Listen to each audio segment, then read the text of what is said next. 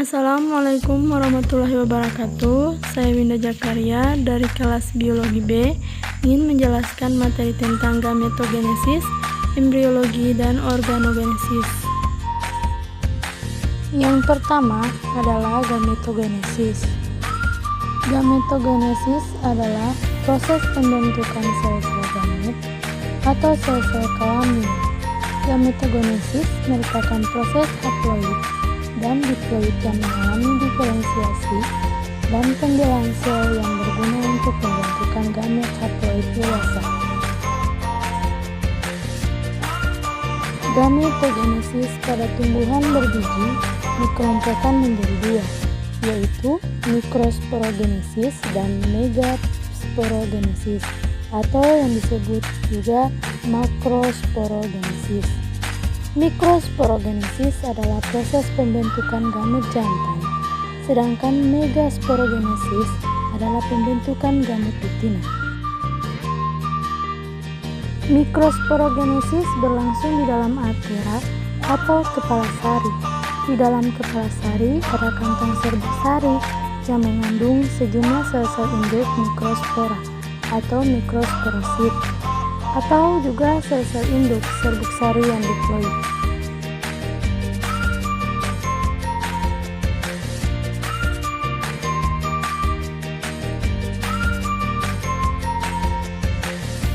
Jadi, dalam sebutir serbuk sari yang matang terkandung 3 inti haploid, yaitu 1 inti saluran serbuk sari atau inti vegetatif, dan 2 inti sperma atau inti generatif. Pembentukan sel sperma ini bisa terjadi ketika serbuk sari sampai di kepala putih atau stigma, atau sebelum serbuk sari keluar dari antera. Pada tahap tersebut, tangkai serbuk sari mulai tumbuh. Pada umumnya, pembelahan mitosis inti generatif berlangsung setelah bulu serbuk sari menembus kepala putih atau mencapai kantung embrio di dalam bakal biji atau ovulum.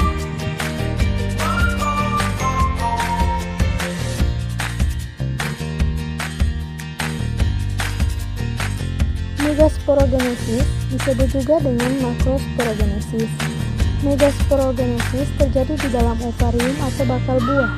Di dalam ovarium terdapat ovulum atau bakal biji yang melekat pada dinding ovarium.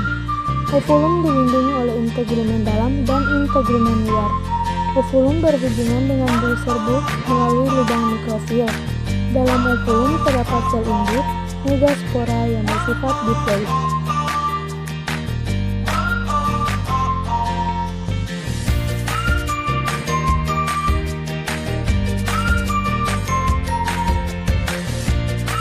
Baik, yang kedua adalah embriologi. Embriologi adalah proses pertumbuhan dan perkembangan embrio pada tumbuhan, sering disebut sebagai perkecambahan. Perkecambahan merupakan permulaan atau awal pertumbuhan embrio di dalam biji. Biji yang berkecambah dapat membentuk planula karena di dalamnya mengandung embrio. Embrio atau lembaga mempunyai 3 bagian, yaitu radikula atau akar lembaga, kotiledon atau daun lembaga, dan kaulikalus atau batang lembaga. Di dalam biji tumbuhan ada beberapa bagian-bagian, yaitu plumula, epikotil, hipokotil, radikula, dan kotiledon.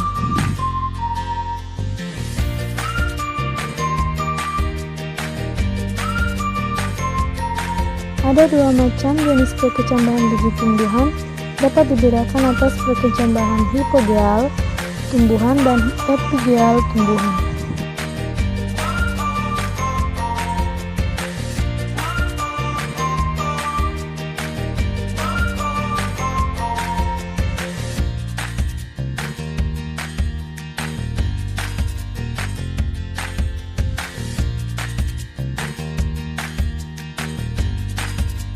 Ada 3 macam bagian penyusun embrio yang penting pada proses perkecambahan, yaitu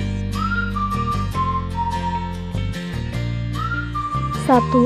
Tunas embrionik sebagai calon batang dan daun yang dapat tumbuh dan berkembang menjadi bunga dan buah. Kedua, Akar embrionik sebagai calon root yang dapat tumbuh dan berkembang menjadi root.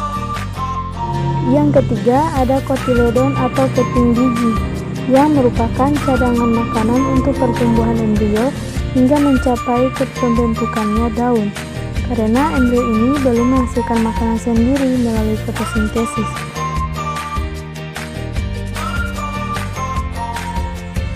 Yang ketiga adalah organogenesis.